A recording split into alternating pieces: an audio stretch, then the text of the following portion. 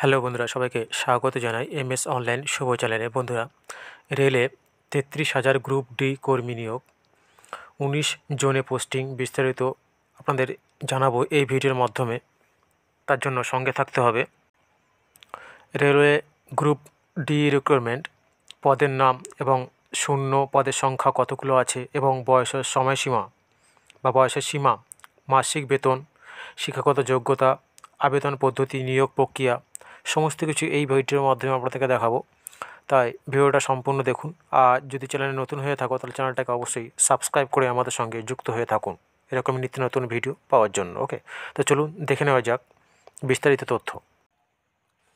Railway group D recruitment ভারতীয় rail বিশ্বের অন্যতম বৃহত্তম পরিবহন সংস্থা, যার মাধ্যমে প্রতিদিন কয়েক লক্ষ যাত্রী পরিবহনের সুবিধা গ্রহণ করে। এছাড়াও ভারতীয় রেল দেশের এক প্রান্ত থেকে অন্য প্রান্তে কাঁচামাল থেকে শুরু করে পণ্যদ্রব্য পৌঁছে দেওয়ার কাজে করে থাকে। ভারতীয় রেলের যাবতীয় কাজকর্ম সঠিকভাবে পরিচালনা করতে প্রচুর কর্মীর প্রয়োজন। বর্তমানে কয়েক লক্ষ কর্মচারী কর্মরত অবস্থায় রয়েছেন। তা সত্ত্বেও প্রতি বছর অবসর গ্রহণের জন্য শূন্যপদ তৈরি করা হয় বা শূন্যপদ নেওয়া হয়। এই শূন্যপদগুলি পূরণের জন্য ভারত সরকার প্রতি বছর কর্মী নিয়োগের বিজ্ঞপ্তি প্রকাশিত করে থাকে। রেলওয়ে গ্রুপ ডি রিক্রুটমেন্ট, ভারতীয় রেল তাদের কাজকর্মের সুবিধার্থে রেলকে 19টি শাখায় ভাগ করেছে। যেমন উত্তর রেলওয়ে জোন, দক্ষিণ রেলওয়ে জোন, পূর্ব রেলওয়ে জোন, পশ্চিম রেলওয়ে জোন, উত্তর পূর্ব রেলওয়ে জোন, মধ্য রেলওয়ে জোন, এরকম করে অনেক 19টি শাখায় ভাগ করা আছে।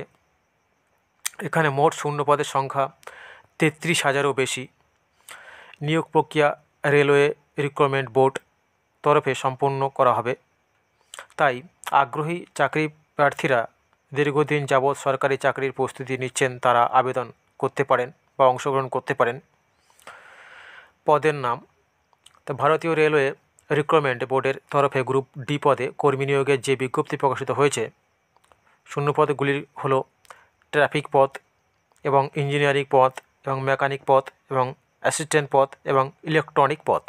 এই সবগুলো পদ নেওয়া হবে, তার জন্য রিকোয়ারমেন্ট দেওয়া হয়েছে রেলের তরফ থেকে।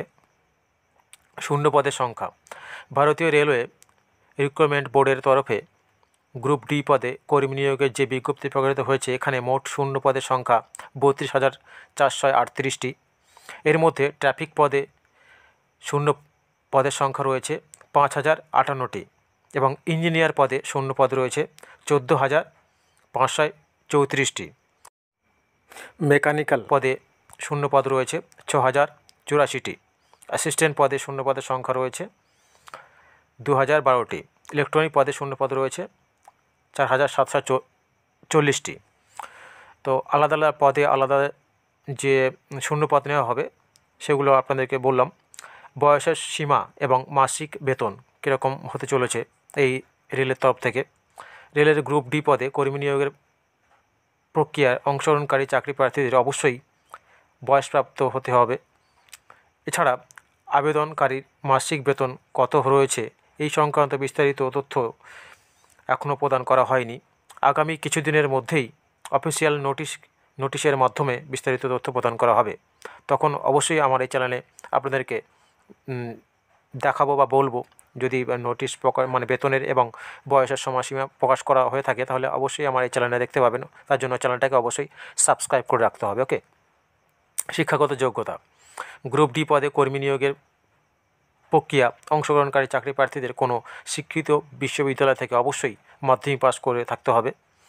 মাধ্যমিক পাসের পাশাপাশি চাকরি প্রার্থীর কোন পদের ক্ষেত্রে আইটিআই বাধ্যতামূলক, অর্থাৎ আপনি যে পদের জন্য আবেদন করছেন তার জন্য তোমাদের আইটিআই কিন্তু অবশ্যই প্রয়োজন পড়বে, আইটিআই সার্টিফিকেট। কিন্তু পদে আবেদনের ক্ষেত্রে আইটিআই অবশ্যই নয়, অর্থাৎ কিছু কিছু পদের জন্য তোমাদের আইটিআই লাগবে না। ওকে, তো আবেদন পদ্ধতি, তোমরা কীভাবে আবেদন করবে, এখানে অনলাইনের মাধ্যমে আবেদন প্রক্রিয়া অংশগ্রহণ করতে হবে, অর্থাৎ অনলাইনের মাধ্যমে আবেদন করা যাবে। তার জন্য আবেদনকারী আরআরবি অফিসিয়াল ওয়েবসাইটে প্রবেশ করতে হবে। ওয়েবসাইটে গিয়ে বৈধ মোবাইল নম্বর দিয়ে রেজিস্ট্রেশন পূরণ করতে হবে। আবেদনকারীর পূর্বে ভারতীয় রেলের রেজিস্ট্রেশন সম্পূর্ণ করে থাকলে সেই রেজিস্ট্রেশন নাম্বার দিয়েও আবেদন প্রক্রিয়া অংশগ্রহণ করতে পারেন। অর্থাৎ পূর্বে যদি কোনো আবেদন করে থাকো সেই আইডি দিয়েও আপনারা আবেদন করতে পারেন। রেজিস্ট্রেশন সম্পন্ন হওয়ার পরে সেই রেজিস্ট্রেশন নম্বর দিয়ে লগ ইন করার পর পরবর্তী আবেদন প্রক্রিয়ায় অংশগ্রহণ করতে পারেন। সবশেষে আবেদন ফি জমা করলেই আবেদন প্রক্রিয়াটি সম্পূর্ণ হবে। সংরক্ষণ শ্রেণীর চাকরি প্রার্থীদের আবেদন ক্ষেত্রে আবেদনের মূল্য প্রয়োজন নেই। এবারে নিয়োগ প্রক্রিয়া কীভাবে আপনাদের সিলেক্ট করা হবে বা নিয়োগ করা হবে দেখে নিন। আবেদন প্রক্রিয়া অংশগ্রহণকারী চাকরি প্রার্থীদের সর্বপ্রথমে কম্পিউটার ভিত্তিক এমসিকিউ টেস্ট নেওয়া হবে। এই পরীক্ষায় উত্তীর্ণ হওয়ার পর চাকরি প্রার্থীদের পরবর্তীকালে ইন্টারভিউ এবং ডকুমেন্টস ভেরিফিকেশনের জন্য ডাকা হবে। অবশেষে মেরিট লিস্ট অনুযায়ী যারা এগিয়ে থাকবে তাদের নিয়োগপত্র প্রদান করা হবে। ওকে, তো আপনারা যারা ভাবছেন যে সরকারি চাকরি পাবো কি পাবো না, তো রেলের তরফ থেকে অবশ্যই একটি ভালো সুযোগ চলে এলো। তো আপনারা এই ফর্মটা ফিল আপ করতে পারেন এবং আপনাদের যে লক্ষ্য আছে সেটা লক্ষ্যটা পূরণ করতে পারেন। ওকে, তো এই ইনফরমেশানটা তোমাদের দেওয়া ছিল। তো যদি ভালো লেগে থাকে অবশ্যই চ্যানেলটা সাবস্ক্রাইব করে আমাদের সঙ্গে যুক্ত হয়ে থাকুন। ওকে, এরকম নিত্য নতুন ভিডিও পাওয়ার জন্য ধন্যবাদ।